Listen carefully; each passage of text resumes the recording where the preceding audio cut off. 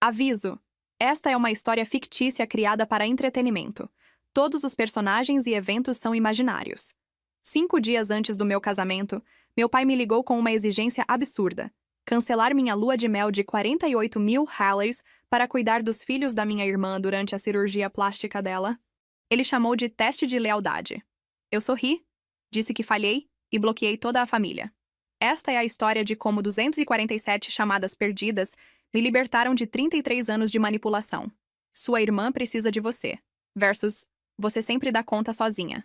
A frase que definiu minha infância até eu mandar todo mundo para o inferno no meu casamento. Meu pai exigiu que eu cancelasse minha lua de mel para cuidar dos filhos da minha irmã durante a cirurgia estética dela. Isso é um teste de lealdade, ele disse. Eu sorri e respondi. Então eu falhei. Depois bloqueei todos eles e segui para as Maldivas. Quando postamos as primeiras fotos, havia 247 chamadas perdidas. Meu nome é Laura Mendes, tenho 33 anos e faltavam exatamente 5 dias para o meu casamento quando recebi aquela ligação que mudaria tudo. Era uma terça-feira à tarde. Eu estava no meu apartamento em São Paulo, cercada de amostras de flores, listas intermináveis e aquela energia caótica que precede qualquer grande evento. Meu noivo, Daniel Costa, estava na cozinha tentando entender por que precisávamos de 3 tipos diferentes de guardanapos quando meu telefone tocou. Era meu pai. Roberto Mendes nunca foi homem de muitas palavras, mas tinha um talento especial para transformar pedidos em ordens disfarçadas de preocupação familiar. Ele trabalhou 30 anos como gerente de banco e levou aquela mentalidade de hierarquia e obediência para dentro de casa. Minha mãe, Sônia Mendes, era professora aposentada, do tipo que sorria em público, mas mantinha um caderninho mental de todas as vezes que você a decepcionou. E então tinha minha irmã, Patrícia Mendes. Patrícia é 5 anos mais velha que eu, e sempre foi o centro gravitacional da nossa família. Ela era extrovertida, dramática, carismática, e tinha um dom especial para transformar qualquer contratempo em catástrofe que exigia a intervenção imediata de todos ao seu redor. Eu era a filha silenciosa, a que tirava notas boas sem precisar de pressão, a que ajudava nas tarefas de casa sem reclamar, a que aprendeu cedo que amor na minha família era medido em disponibilidade e sacrifício. Uma das minhas primeiras memórias nítidas tem 9 anos. Eu tinha acabado de ganhar o primeiro lugar em um concurso de redação da escola. Estava tão feliz que mal conseguia ficar parada. Cheguei em casa segurando o certificado como se fosse ouro, e encontrei minha mãe consolando Patrícia, que chorava porque uma amiga não a convidou para uma festa. Minha mãe nem olhou para o meu certificado. Ela abraçou Patrícia e disse: Minha filha, as pessoas não sabem reconhecer seu valor. Meu pai olhou para mim e disse: Laura, guarda isso depois. Sua irmã precisa de nós agora. Eu guardei o certificado numa gaveta e nunca mais falei sobre ele. Era sempre assim. Patrícia precisa. Laura pode esperar. Sua irmã é mais sensível. Quando eu tinha 15 anos, entrei para o time de vôlei da escola. Minha primeira partida oficial seria numa sexta à noite, e meu pai prometeu que iria. Ele não foi. Patrícia tinha acabado de terminar com o namorado e precisava que alguém ficasse com ela. Meus pais levaram ela para jantar fora e chamaram isso de momento em família.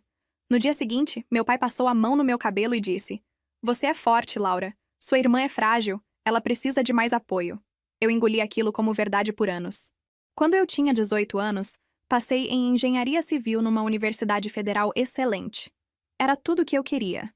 Meus pais comemoraram por exatos 10 minutos, até Patrícia anunciar que queria fazer design de interiores numa faculdade particular caríssima em outra cidade. De repente, minha aprovação numa universidade pública não era mais uma conquista. Era sorte e praticidade. Significava que meus pais podiam gastar com Patrícia sem culpa, porque Laura já estava resolvida. A única pessoa que alguma vez questionou esse arranjo foi minha tia Beatriz, irmã mais velha da minha mãe. Ela não era rica nem poderosa, mas tinha uma clareza de olhar que assustava. Ela me olhava por cima da xícara de café e dizia coisas como: Laura, você não é um extintor de incêndio. Não precisa viver apagando os problemas dos outros. Eu costumava rir, achando estranho, mas ela foi a primeira adulta que me fez sentir que eu tinha direito a querer coisas para mim mesma. Avancemos no tempo. Eu me formei, consegui um bom emprego numa construtora e eventualmente migrei para a área de gestão de projetos e compliance. Hoje trabalho para uma empresa multinacional que opera em infraestrutura na América Latina. Meu trabalho é metade engenharia, metade impedir que processos desmoronem e pessoas processem umas às outras. É estressante, mas paga bem. E eu sou boa nisso. Moro em São Paulo há 8 anos, num apartamento que finalmente parece meu e não só um lugar para dormir entre plantões. Meu noivo, Daniel Costa, é arquiteto, calmo, organizado e o tipo de pessoa que te ouve sem já estar formulando uma resposta. Ele planejou nosso casamento comigo como se estivesse desenhando uma casa, com atenção, cuidado e respeito pelo que eu queria. Eu só precisava aparecer e ser feliz. Mas claro, minha família tornaria isso impossível. Conforme fui ficando mais velha, a dinâmica familiar evoluiu de favoritismo emocional para dependência financeira. Começou pequeno, como sempre começa. Quando eu tinha 26 anos, meu pai me ligou. Patrícia está apertada esse mês com o aluguel. Você sabe como está tudo caro. Eu mandei 1.200 arroz. Parecia a coisa adulta a fazer. 3 meses depois, o carro de Patrícia quebrou. Ela não consegue ir trabalhar, Laura. Você pode ajudar? Eu mandei 1.800 reais. Depois foi. Sua mãe está com a fatura do cartão um pouco alta por causa de remédios. Eu mandei 2.300 reais. Quando minha mãe me enviou um extrato por engano, vi que os remédios incluíam salão de beleza e compras em lojas de decoração. Quando perguntei, ela ficou ofendida. Você vai fiscalizar sua própria mãe depois de tudo que fizemos por você? Aquela frase. Depois de tudo que fizemos por você. Era como uma chave que destrancava a culpa instantânea. Patrícia se casou com Fábio Rocha, que, em público, era um marido charmoso e prestativo, e, em particular, era o homem confuso e incapaz de resolver qualquer coisa sozinho. Eles tiveram 3 filhos, Sofia, Miguel e Lara. E aí tudo virou sobre cuidar das crianças. Patrícia me ligava chorando, dizendo que estava sobrecarregada. No fim da ligação, eu já tinha me comprometido a pegar as crianças no sábado para ela descansar, e também havia enviado dinheiro porque o salário do Fábio estava atrasado. O salário do Fábio estava sempre atrasado, como se tivesse algo pessoal contra ele. 1 ano eu sentei e calculei. Entre transferências aleatórias, emergências e ajudas temporárias, eu tinha enviado cerca de 52 mil reais em 12 meses. Aquele número me deixou enjoada, não porque eu não pudesse pagar, mas porque eu não tinha percebido que estava sangrando. Era como uma hemorragia financeira. Você só percebe quando o chão fica escorregadio. Comecei a manter registros. Nada dramático. Só uma planilha com datas, valores e para que era. Minha tia Beatriz me ligava aos domingos para saber como estava o trabalho. Um dia mencionei a planilha de brincadeira. Ela não riu. Ótimo, ela disse. Papel vence poesia. Sentimentos não vão te salvar quando eles reescreverem a história. Eu não entendi completamente na época, mas entenderia. Quando Daniel e eu ficamos noivos, eu ingenuamente achei que a dinâmica familiar ia melhorar. Casamentos deixam as pessoas sentimentais, certo? As pessoas falam de amor, união, ficam emotivas, se comportam. Minha família viu meu noivado como uma oportunidade de negociar meu tempo e dinheiro. A primeira pergunta da minha mãe não foi sobre o anel ou nossos planos. Foi: você vai garantir que a Patrícia tenha um papel importante? Ela vai ficar arrasada se não for relevante. A primeira pergunta do meu pai foi: quanto vocês vão gastar? Não façam extravagância. Enquanto isso, meus pais tinham acabado de ajudar Patrícia a dar entrada numa casa maior, porque as crianças precisam de quintal. Eles não tinham o dinheiro, mas estavam confiantes. A entrada foi um empréstimo da aposentadoria deles, o que eu só descobri quando meu pai mencionou casualmente e depois perguntou se eu podia ajudar a repor o fundo. Perguntei a Daniel como ele achava que devíamos definir limites, porque ele é mais sensato que eu nessas coisas. Ele disse: sua família te trata como recurso, e eu não quero que nosso casamento comece comigo te vendo ser drenada. Decidimos algo simples. Pagaríamos nosso próprio casamento. Não pegaríamos empréstimos. E não deixaríamos ninguém pendurar contas. E agendamos nossa lua de mel cedo, porque era algo que ambos queríamos. Sem opiniões externas, sem comitês e sem necessidades familiares. As Maldivas não foram um capricho aleatório. Daniel tinha visto fotos minhas de infância, onde eu recortava imagens de praias de revistas velhas e colava num caderno. Eu cresci num apartamento pequeno e costumava dizer que um dia queria nadar em água cristalina de verdade. Então fizemos. Economizamos, planejamos, pagamos os depósitos. O custo total de voos, resort e passeios foi cerca de 48 mil reais, e era não reembolsável depois de certa data, que caía justamente uma semana antes do casamento. A semana do casamento chegou como um furacão. Reuniões de última hora, ajustes finais, ligações com fornecedores. Meu trabalho também estava num daqueles períodos caóticos onde todos os escritórios globais de repente se lembram que compliance existe. Então, 5 dias antes do casamento, meu pai ligou. Não mandou mensagem. Ligou, o que na minha família significava algo sério. Atendi porque ainda era a filha que limpava a bagunça para manter a paz. Ele não disse oi. Ele disse: precisamos que você cancele sua lua de mel e cuide dos filhos da sua irmã. Eu ri primeiro, porque era tão absurdo que meu cérebro interpretou como piada defensiva. O quê? A cirurgia da Patrícia está marcada para a semana que vem, ele disse. Emergência familiar. Daniel congelou na sala. Ele estava segurando convites. Eu disse: cirurgia? Que cirurgia? A voz do meu pai ficou mais dura, como se questionar fosse desrespeito. É particular. Ela precisa de ajuda. O Fábio tem trabalho. Sua mãe e eu temos compromissos. Você é a única opção. Eu estava olhando para Daniel. E ele estava olhando de volta com aquela expressão que grita: por favor, não faça isso. Por favor, não faça isso reflexivamente. Eu disse: pai, a gente vai casar daqui a 5 dias. Eu sei, ele disse. Por isso você tem tempo. É só remarcar a lua de mel.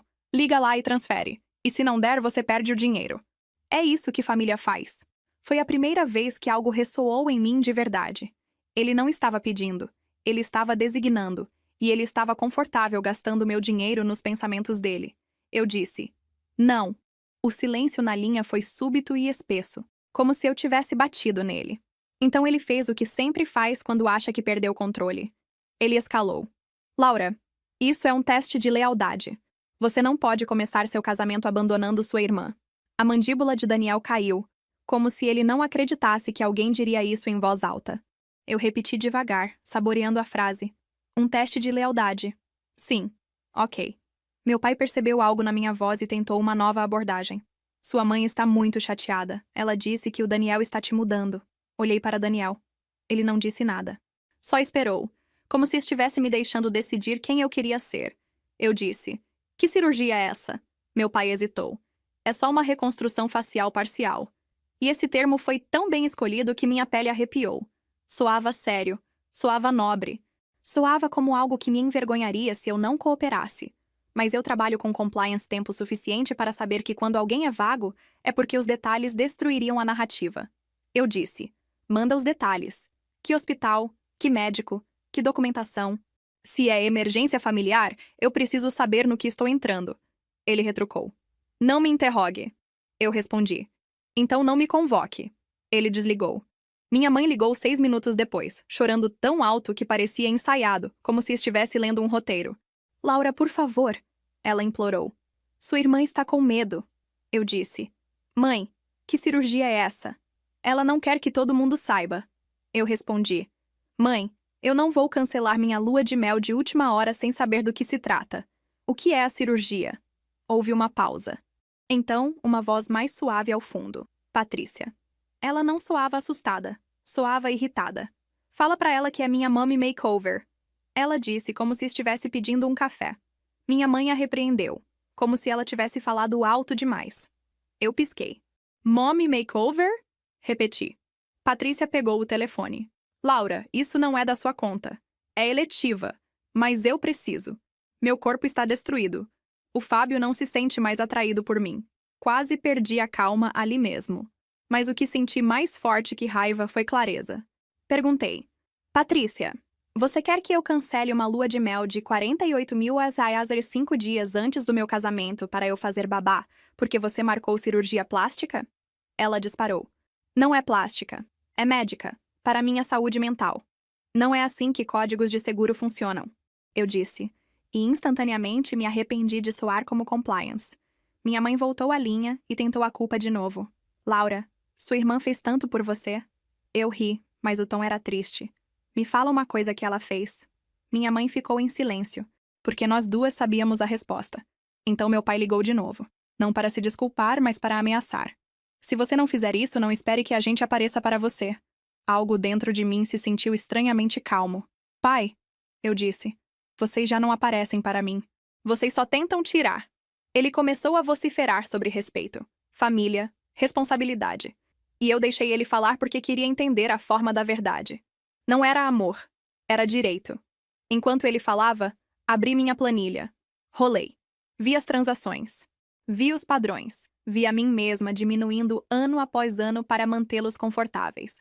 As palavras da tia Beatriz voltaram. Papel vence poesia. Mandei mensagem para ela com uma única frase.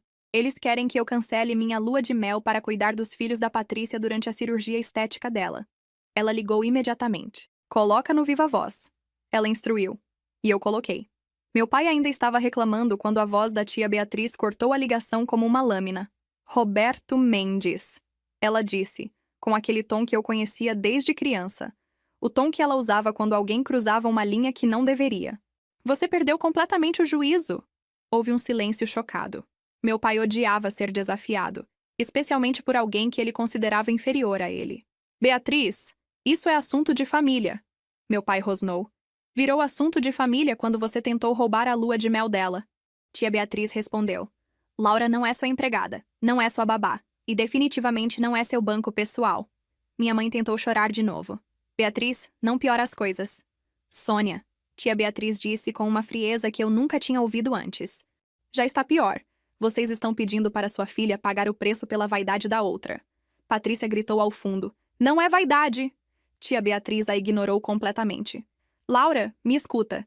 Diz não para eles e me manda seus registros. Todos. Registros? Meu pai latiu. Que registros? E foi nesse momento que eu entendi que eles nunca esperaram que eu guardasse provas. Eles queriam que eu ficasse grata por migalhas de aprovação, mas envergonhada demais para contar o custo. Olhei para Daniel. Seus olhos estavam brilhando, mas ele não estava chorando. Ele parecia orgulhoso e cansado, como se tivesse segurado a respiração por anos e finalmente pudesse expirar. Roberto, eu disse, e minha voz saiu mais firme do que eu esperava. Você disse que isso é um teste de lealdade. Sim, ele respondeu. Então eu falhei. E desliguei.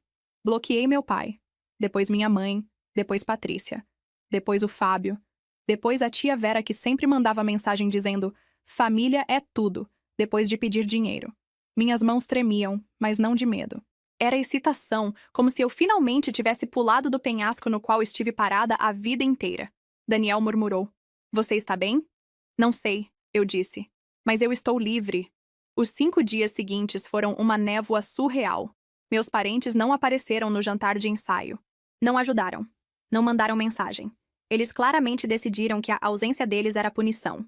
A coisa estranha sobre limites é que quando você para de pedir permissão, a punição perde a mordida. Meus amigos apareceram. Os pais do Daniel apareceram.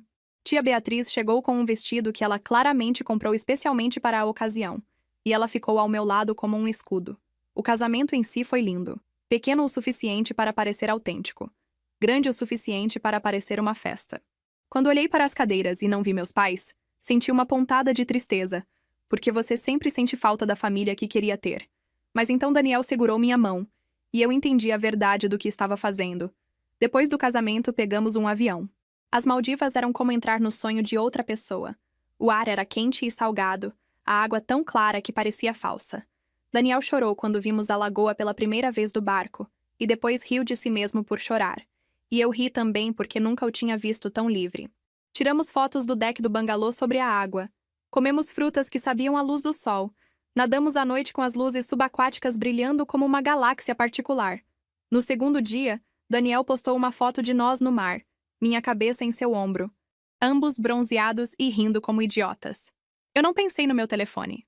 Não verifiquei. Não me importei. Então, naquela tarde, abri por hábito e vi 247 chamadas perdidas, dezenas de mensagens de voz e mensagens de números que eu não tinha bloqueado ainda. Minha família tinha recrutado primos como um call center. Uma mensagem da minha mãe de um número novo dizia: Como você pôde fazer isso com sua irmã? Ela está sofrendo. Você está destruindo a família. Uma de Patrícia dizia: Se algo der errado na cirurgia, vai ser culpa sua. Espero que o Daniel valha a pena. Outra do meu pai: Quando você voltar, vai se desculpar e consertar as coisas. A presunção de propriedade. Daniel olhou para minha expressão e perguntou: O que foi? Entreguei meu telefone. Ele leu as mensagens em silêncio. Depois olhou para cima e disse: Você quer responder? Não. Eu disse. Bloqueei os novos números. Voltamos para a água. Não vou fingir que não pensei neles. Pensei. À noite, quando estava silencioso, imaginei minha mãe construindo uma narrativa onde eu era a vilã. Imaginei a raiva do meu pai fervendo. Imaginei Patrícia como a heroína trágica numa situação que ela mesma criou. Mas também imaginei outra coisa. Imaginei como seria parar de estar disponível para uso. Quando voltamos para São Paulo, a realidade bateu como vento frio. Mais ligações, mais mensagens, mais parentes subitamente muito interessados em união familiar. Um primo comentou: "Seus pais estão devastados. Eles pagaram tudo para você crescendo." Quase respondi com minha infância inteira numa carta. Mas a voz da tia Beatriz ecoou no meu cérebro novamente. Papel vence poesia. Então mandei uma única frase: "Por favor, direcionem futuras comunicações ao meu advogado." Sim, contratei um advogado. Não porque eu queria processar por danos emocionais ou algo absurdo assim. Contratei um advogado porque aprendi que pessoas que se sentem no direito de possuir você não param com culpa. Elas escalam. Elas aparecem na sua casa. Elas ligam no seu trabalho. Elas tentam criar consequências. Meu advogado, Dr. Henrique Tavares, me ajudou a redigir uma notificação simples. Sem contato, sem assédio, sem visitas à minha casa ou trabalho, e qualquer tentativa seria documentada. Tia Beatriz também me ajudou com algo prático. Revisamos meus documentos financeiros e fechamos todos os canos abertos. Eu estava pagando um plano de telefone familiar porque era mais fácil. Cancelado. O auxílio mensal da minha mãe que ela dizia ser para medicamentos. Cancelado. O cartão de crédito que eu tinha coassinado anos atrás porque meu pai disse que ajudaria a construir crédito familiar. Fechado. A parte mais difícil foi essa. Pegamos meus extratos bancários e comparamos cada transferência com a planilha. Era pior do que eu lembrava. Nos últimos 5 anos, eu tinha enviado aproximadamente 156 mil reais. Quando vi tudo alinhado, não me senti triunfante. Senti vergonha. Não porque ajudei, mas porque fiz de ajudar minha identidade. Era dinheiro que poderia ter ido para meu próprio fundo de emergência. Para reformas. Para o futuro. Para filhos que Daniel e eu talvez quiséssemos ter. Daniel segurou minha mão quando viu os números e não disse nada. Só ficou ali, presente. Minha família reagiu exatamente como você esperaria. Primeiro veio a raiva. Meu pai deixou um recado de voz de um número desconhecido me chamando de ingrata e dizendo que nunca me perdoaria. Depois veio a negociação. Num sábado de manhã, minha mãe tentou resetar a cena aparecendo na minha casa com croissants. Daniel abriu a porta, saiu e fechou atrás dele. Um gesto pequeno que significou tanto. Ele não a convidou para entrar. Não ofereceu uma cadeira. Só ficou ali na varanda. Calmo. Minha mãe disse: "Eu só quero falar com minha filha." Daniel respondeu: "A senhora pode falar com o advogado dela." O rosto da minha mãe se contorceu, como se Daniel tivesse batido nela. "Você está virando ela contra nós." Daniel não levantou a voz. "Não, senhora. Vocês fizeram isso." Minha mãe começou a chorar, e Daniel permaneceu imóvel. Eventualmente, minha mãe foi embora, furiosa porque lágrimas não funcionaram. Depois vieram os parentes em apoio. Uma tia, uma amiga da família, alguém que não mencionava meu nome em anos. Todos subitamente preocupados. Todos usavam as mesmas frases. "Seus pais estão mais velhos." "Sua irmã tem filhos." "Família é família." "Você vai se arrepender." Comecei a responder da mesma forma toda vez. "Não vou discutir isso, por favor. Fale com meu advogado." Isso deixava as pessoas furiosas, e foi assim que eu soube que estava funcionando. Eles não queriam um limite. Eles queriam um debate que pudessem vencer através de culpa. O momento mais estranho aconteceu 3 semanas após nosso retorno. Eu estava no trabalho quando recebi uma mensagem de uma prima, Júlia, que ainda mantinha contato comigo. Ela me mandou um print de tela. Era um post do Instagram da Patrícia. Na foto, minha irmã estava deitada numa cama de hospital com aquela luz suave de filtro, sorrindo levemente com a legenda "Jornada de cura e autocuidado." Escolhi eu. Às vezes, as pessoas que mais amamos não conseguem nos apoiar, mas seguimos. A Mom Life, auto-amor, cuidado com mamães, renascendo. Nos comentários, dezenas de amigas dela dizendo: "Você é incrível. Força, guerreira. Quem não te apoia não te merece." Olhei para aquela tela e entendi algo que mudou completamente a forma como eu via tudo. Minha irmã não queria apoio. Ela queria controlar a narrativa. Ela queria o poder de me fazer pular. E quando não pulei, ela construiu uma história onde ela era a vítima abandonada e eu era a irmã cruel. Júlia me ligou. "Você viu?" "Vi." "Laura, você sabe que não é assim, né?" "Eu sei," eu disse. E pela primeira vez, realmente sabia. Mas a história não terminou ali. 2 semanas depois daquele post, tia Beatriz me ligou. Laura, preciso te contar uma coisa. Ela soava séria. Meu estômago apertou. O que foi? Sua mãe está espalhando para toda a família que você roubou o dinheiro deles, que você pegou empréstimos e nunca devolveu, que eles te ajudaram a pagar seu apartamento e agora você os abandonou. Senti o sangue gelar. O quê? Ela está dizendo que vocês tinham um acordo, que você devia dinheiro e agora está fugindo da responsabilidade. Daniel, que estava ouvindo ao meu lado, ficou branco. Tia Beatriz continuou. Ela está ligando para primos, tios, amigos da igreja. Está construindo um caso. Acho que ela quer que você volte atrás com medo de ser exposta. Eu respirei fundo. Tia, eu tenho todos os comprovantes, todas as transferências, todas as conversas. Tudo documentado. Eu sei, minha filha. Mas você precisa agir. Porque se você não controlar essa narrativa, ela vai. Foi quando entendi que não bastava estabelecer limites. Eu precisava protegê-los. Dr. Henrique Tavares, meu advogado, ouviu tudo com expressão neutra. Depois disse: Laura, isso é difamação. E se ela está dizendo que você deve dinheiro que não deve, isso pode afetar seu crédito, seu trabalho, sua reputação. Você quer processar? Pensei por um longo momento. Não, eu disse finalmente. Não quero processar, mas quero mandar uma notificação de cessação e desistência. E quero incluir provas. Dr. Henrique sorriu levemente. Você quer que ela saiba que você pode provar que ela está mentindo. Exatamente. Passamos os 3 dias seguintes montando um documento que era parte notificação legal. Parte recibo detalhado.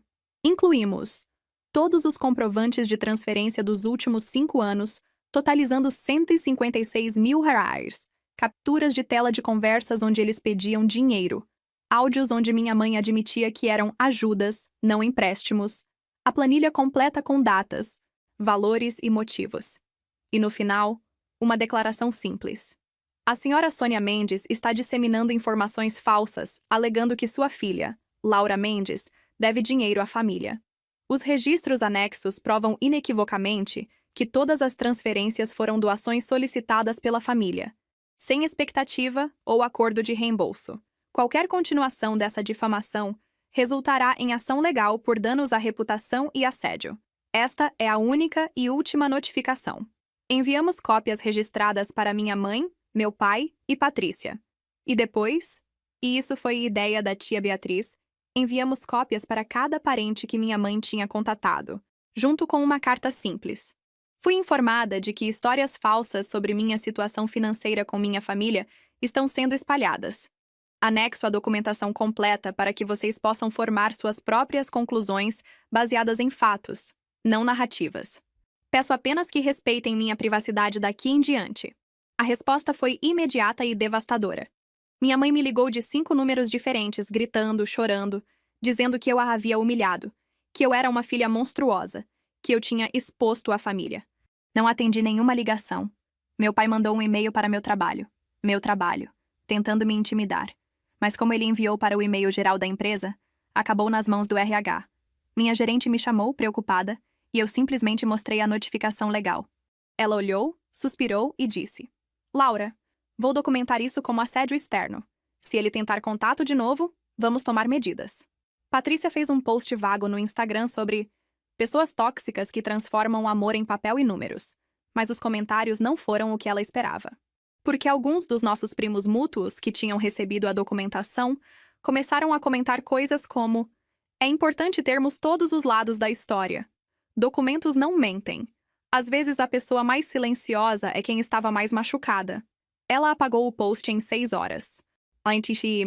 O confronto final aconteceu 3 meses após nosso retorno das Maldivas. Tia Beatriz me ligou e disse: seu pai quer uma reunião de mediação familiar. Ele contratou um mediador. Não. Laura, eu acho que você deveria ir. Fiquei surpresa. Por quê? Porque eles vão tentar pintar você como a pessoa que recusou o diálogo. E porque eu acho que você precisa dizer certas coisas na frente de testemunhas. Mas você não vai sozinha. Eu vou com você. E o Daniel também. Pensei por um momento. E o Dr. Henrique? Também. Tia Beatriz disse. Você vai entrar naquela sala blindada. A mediação foi marcada numa sala neutra do escritório do mediador. Dr. Paulo Andrade. Quando chegamos, meus pais já estavam lá. Patrícia também. E, surpreendentemente, o Fábio. Todos pareciam cansados, envelhecidos. Minha mãe tinha olheiras profundas. Meu pai parecia menor, de alguma forma. Dr. Paulo começou com as regras básicas. Respeito, sem interrupções, foco em soluções. Então ele me perguntou: Laura, você pode compartilhar sua perspectiva sobre o que levou ao rompimento? Respirei fundo. Durante 33 anos fui ensinada que meu valor na família dependia da minha utilidade. Eu era a filha que podia esperar, a que podia lidar com as coisas, a que deveria se sacrificar porque minha irmã era mais sensível, mais necessitada, mais importante. Minha mãe tentou interromper, mas Dr. Paulo levantou a mão. Quando me tornei adulta financeiramente estável, o favoritismo emocional evoluiu para a exploração financeira. Em 5 anos, enviei 156 mil dollars para minha família. Não eram empréstimos, eram emergências constantes que eu era obrigada moralmente a resolver. Coloquei uma pasta na mesa. Esta pasta contém todos os comprovantes, cada transferência, cada pedido, cada vez que fui manipulada por culpa. Meu pai ficou vermelho. Você está transformando o amor em transação. Não, eu cortei. E minha voz saiu mais firme do que eu esperava. Vocês transformaram amor em transação. Eu só documentei. Olhei para minha irmã. Patrícia, você me pediu para cancelar uma lua de mel de 48 mil reais que era não reembolsável, 5 dias antes do meu casamento, para eu cuidar dos seus filhos durante uma cirurgia plástica eletiva. E quando eu disse não, vocês me puniram com abandono e depois com difamação. Patrícia estava chorando agora, mas não eram lágrimas de tristeza. Eram de raiva. Eu precisava dessa cirurgia. Meu casamento estava... Seu casamento não é minha responsabilidade, eu disse. Seus filhos não são minha responsabilidade. Sua autoestima não é minha responsabilidade. Virei para minha mãe. Mãe, você me ensinou que ser boa significava desaparecer, que amor significava sacrifício unilateral. E quando finalmente estabeleci limites, você tentou destruir minha reputação com mentiras. Minha mãe soluçou. Eu só queria manter a família unida. Não, eu disse suavemente. Você queria manter a família confortável. E eu era o custo aceitável. O silêncio na sala era denso. Dr. Paulo perguntou: Laura, o que você quer dessa mediação? Olhei para cada um deles. Eu quero que vocês entendam que não vou voltar.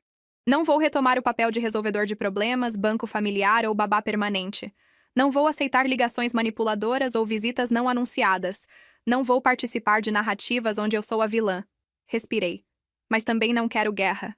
Se vocês conseguirem me respeitar como pessoa separada com minha própria vida e limites, podemos eventualmente ter algum tipo de relacionamento, mas será nos meus termos. E não será negociável. Meu pai explodiu. Você está nos dando um ultimato? Depois de tudo que eu fiz por vocês. Eu terminei. Sim, estou. A mediação terminou sem resolução. Meus pais se recusaram a aceitar qualquer responsabilidade. Patrícia disse que eu era fria e calculista. Minha mãe chorou e disse que eu havia matado a família. Saímos daquela sala e eu senti alívio, porque não havia mais ambiguidade. Não havia mais, talvez se eu apenas explicar melhor. Eles tinham ouvido, eles tinham entendido, e eles tinham escolhido o ego ao invés da reconciliação. Tia Beatriz me abraçou no estacionamento. Você foi incrível lá dentro. Não pareceu incrível, eu disse. Pareceu horrível. É porque foi honesto. Ela disse. E honestidade dói quando as pessoas preferem conforto. 6 meses se passaram. Daniel e eu nos estabelecemos numa rotina que parecia surpreendentemente normal. Jantares sem verificar o telefone a cada 3 minutos. Finais de semana fazendo coisas chatas e felizes como ir a feiras e debater cores de tinta. Tia Beatriz vinha jantar todo domingo e me ajudava a consertar coisas na casa enquanto contava histórias sobre minha mãe quando era jovem. Histórias que me faziam entender, sem perdoar, de onde vinha a necessidade dela de controlar narrativas. No trabalho, recebi uma promoção. Estava liderando um projeto grande de compliance internacional. E pela primeira vez em anos, tinha energia mental para isso porque não estava drenada emocionalmente. Minha prima Júlia manteve contato. Ela me contou que a família estava tensa. Que meus pais raramente mencionavam meu nome. Que Patrícia havia se divorciado do Fábio e estava vivendo com meus pais temporariamente. Parte de mim sentiu culpa reflexiva. Mas Daniel me lembrou. Você não causou nenhum desses problemas. Você só parou de resolvê-los. O momento da verdadeira virada veio quase 1 ano depois. Recebi uma carta. Não um e-mail. Uma carta física, escrita à mão. Era da minha mãe. Quase joguei fora sem abrir. Mas tia Beatriz, que estava comigo quando chegou, disse: Leia, você sempre pode jogar fora depois. Abri. Laura. Não espero que você responda essa carta. Talvez nem devesse estar escrevendo. Mas tem coisas que preciso dizer, e não sei se terei outra chance. Você estava certa. Sobretudo. Passei meses com raiva, me sentindo traída, construindo histórias onde você era a filha ingrata que nos abandonou. Mas na mediação, quando você colocou aquela pasta na mesa e falou sobre os 356 mil, eu não consegui mais fugir da verdade. Eu transformei você em ferramenta, e chamei isso de amor. Sua irmã está morando aqui agora. Ela se divorciou e está perdida. E pela primeira vez na minha vida, estou vendo o que criamos. Uma mulher de 38 anos que não sabe resolver problemas sozinha, porque sempre teve alguém para resolvê-los por ela. Eu fiz isso com ela, e tentei fazer com você também, mas você foi forte o suficiente para sair. Não estou pedindo perdão. Não sei se mereço. Mas estou pedindo que você saiba. Você não foi cruel. Você foi corajosa. Seu pai ainda não consegue ver isso. Talvez nunca consiga. Mas eu estou tentando. Se um dia você quiser conversar, eu vou ouvir. De verdade. Sem manipulação. Sem culpa. Só ouvir. Com amor e arrependimento, mãe. Ler aquela carta foi como abrir uma ferida que estava cicatrizando. Doeu, mas de uma forma diferente. Mostrei para Daniel. Ele leu em silêncio e depois disse: O que você quer fazer? Não sei. Eu disse honestamente. Tia Beatriz disse: Você não precisa decidir agora, e você não precisa decidir nunca. A carta não te deve nada. Esperei 3 semanas. Depois escrevi uma resposta, também à mão. Mãe, recebi sua carta. Obrigada por escrevê-la. Não estou pronta para um relacionamento. Talvez não esteja por muito tempo. Talvez nunca esteja. Mas reconheço que escrever aquela carta deve ter sido difícil. Você disse que eu fui corajosa. Mas o que fiz não foi coragem. Foi sobrevivência.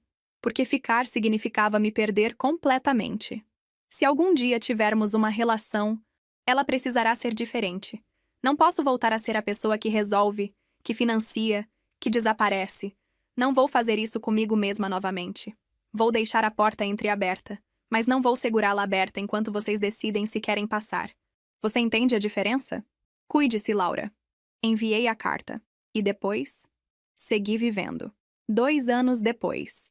Daniel e eu estávamos sentados no deck do nosso bangalô em Bali.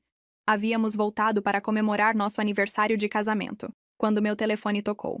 Era um número que eu não reconhecia, mas algo me fez atender. Laura! Era a voz da minha mãe, mais diferente, mais suave, mais velha. Oi, mãe. Eu sei que você pediu espaço, mas eu queria te ligar hoje. É seu aniversário de casamento. Fiquei surpresa que ela lembrasse. É sim. 2 anos. Ela disse. Vocês foram para as Maldivas. Foram? Eu disse cautelosamente. Houve uma pausa. Depois, era bonito lá? Era lindo. Outra pausa. Eu sinto muito por ter tentado tirar isso de você. Minha garganta apertou. Obrigada. Sua tia Beatriz me mostrou as fotos que vocês postaram na época. Você parecia tão feliz. Eu estava. Você ainda está? Olhei para Daniel, que estava lendo um livro ao meu lado, os pés cruzados, completamente em paz. Estou, eu disse. Muito. Fico feliz, minha mãe disse, e pela primeira vez na vida, acreditei nela. Conversamos por mais 10 minutos. Nada profundo, nada resolvido. Só conversa. Quando desliguei, Daniel olhou para mim. Tudo bem? Acho que sim, eu disse. É estranho, mas acho que sim. Epílogo. Hoje, 3 anos após aquele telefonema do meu pai exigindo que eu cancelasse minha lua de mel, minha vida é irreconhecível da que eu vivia. Minha mãe e eu temos um relacionamento. É pequeno, é cuidadoso. Almoçamos uma vez por mês, sempre em território neutro, sempre com tempo limite. Ela conheceu meu apartamento novo, conheceu meu cachorro. Está aprendendo a me fazer perguntas sobre minha vida em vez de me contar sobre os problemas dos outros. Não é perfeito. Provavelmente nunca será. Meu pai e eu não nos falamos. Ele mandou um e-mail no meu aniversário de 35 anos dizendo parabéns. E eu respondi, obrigada. É o máximo que conseguimos e tudo bem. Patrícia e eu também não nos falamos. Ouvi através da Júlia que ela eventualmente se estabilizou. Conseguiu um emprego fixo e está em terapia. Fico genuinamente feliz por ela. Mas não tenho interesse em reabrir aquela porta. Tia Beatriz se tornou mais do que tia. Ela é família escolhida. Ela é a pessoa que me ensinou que amor não é sacrifício. É respeito mútuo com limites saudáveis. Daniel e eu estamos tentando ter um bebê. E quando penso em ser mãe, penso em todo o ciclo que recuso a perpetuar. Vou amar meus filhos igualmente. Vou valorizar suas necessidades igualmente. E nunca, jamais, vou ensinar um deles que amor significa desaparecer. Às vezes, quando estou sozinha, penso naquele telefonema. Meu pai dizendo, isso é um teste de lealdade. E eu respondendo, então eu falhei. Durante muito tempo, aquele falhei pareceu doloroso, como admissão de derrota. Hoje vejo diferente. Eu não falhei no teste de lealdade deles. Eu recusei um teste que estava armado para eu perder desde o começo. Porque o teste deles nunca foi sobre lealdade. Foi sobre obediência. Foi sobre quanto de mim eu estava disposta a apagar para mantê-los confortáveis. E quando eu disse não, não estava sendo cruel. Estava sendo leal. A pessoa que mais importava e que eu tinha abandonado por 33 anos. Eu mesma. Reflexão. Final. Esta história não é sobre vingança. É sobre libertação. Laura não destruiu sua família. Ela expôs o que já estava quebrado e recusou continuar sendo a cola que segurava uma estrutura disfuncional. As famílias mais tóxicas são aquelas que te fazem sentir egoísta por ter limites, que chamam seu autocuidado de traição, que medem seu amor pela sua disponibilidade para ser usado. Emergências familiares perdem significado quando tudo é emergência, exceto você. E a verdade mais dura: as pessoas que mais se ressentem dos seus limites eram as que mais se beneficiavam da sua falta deles. Os 247 chamadas perdidas não eram preocupação. Eram fúria de que o recurso designado tinha saído de operação. Estabelecer limites não é punição. É verdade com consequências. E família de verdade não exige o máximo de você. Família é quem aparece com respeito. Quem trata a sua vida como se pertencesse a você. Laura não foi às Maldivas apesar da sua família. Foi porque escolheu sua esposa, seu futuro e sua própria dignidade acima de pessoas que só a valorizavam quando estava se esvaziando. Se isso significou falhar no teste deles, que assim seja. Porque ela passou no único teste que importava. O dela própria. E hoje, pela primeira vez em 33 anos, Laura decide quem tem lugar na primeira fila da sua vida. Existe um momento na vida de toda pessoa em que você percebe. A história que sua família conta sobre você não é quem você realmente é. Para Laura, esse momento chegou numa terça-feira comum, 5 dias antes do casamento, quando seu pai disse 8 palavras que mudaram tudo. Isso é um teste de lealdade. Porque finalmente, depois de 33 anos, ela viu o jogo pelo que era. Não um teste que ela podia passar com esforço suficiente, mas um teste armado desde o início, onde a única forma de vencer era perdendo a si mesma. E a coisa mais triste? Laura não é única. Existem milhões de Lauras por aí. Filhos responsáveis, filhas invisíveis, irmãos que viraram pais, pessoas que aprenderam desde cedo que seu valor está em ser útil, disponível, sacrificado. Pessoas que confundiram amor com serventia. Mas aqui está a verdade que ninguém te conta quando você está crescendo numa família disfuncional. Você não é obrigado a incendiar a si mesmo para manter outros aquecidos. Laura mandou R$ 156 mil. Cancelou planos. Cuidou de crianças que não eram suas. Engoliu mágoas. Desapareceu quando precisava aparecer. E ainda assim, quando estabeleceu um único limite, virou a vilã.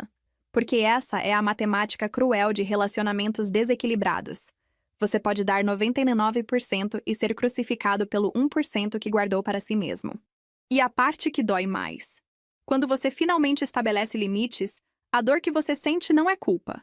É luto. É luto pela família que você queria ter, pela infância que você merecia, pela versão dos seus pais que teriam dito: vá, seja feliz, você merece. Mas às vezes, a família que você nasce não é a família que você precisa. E está tudo bem reconhecer isso. Está tudo bem escolher paz ao invés de presença. Laura não foi para as Maldivas porque era insensível. Ela foi porque finalmente entendeu que sua vida tinha o mesmo valor que a dos outros. Que seus sonhos importavam. Que ela não era descartável só porque era confiável.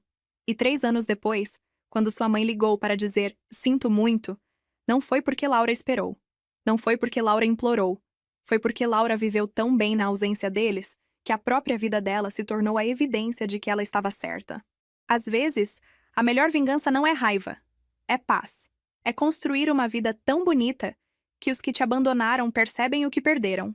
Então, se você está ouvindo essa história e sentindo um aperto no peito, se está reconhecendo padrões, se está contando transferências mentalmente, se está lembrando de sonhos que cancelou para agradar outros, essa é sua permissão. Permissão para dizer não. Permissão para priorizar sua felicidade. Permissão para acreditar que você merece o mesmo cuidado que oferece tão livremente aos outros. Porque você não nasceu para ser ferramenta. Você nasceu para ser pessoa. E se sua família só consegue te amar quando você está pequeno, obediente e disponível, então talvez seja a hora de encontrar pessoas que te amem grande, livre e inteiro. Laura escolheu as Maldivas. Mas na verdade ela escolheu ela mesma. E essa escolha mudou tudo.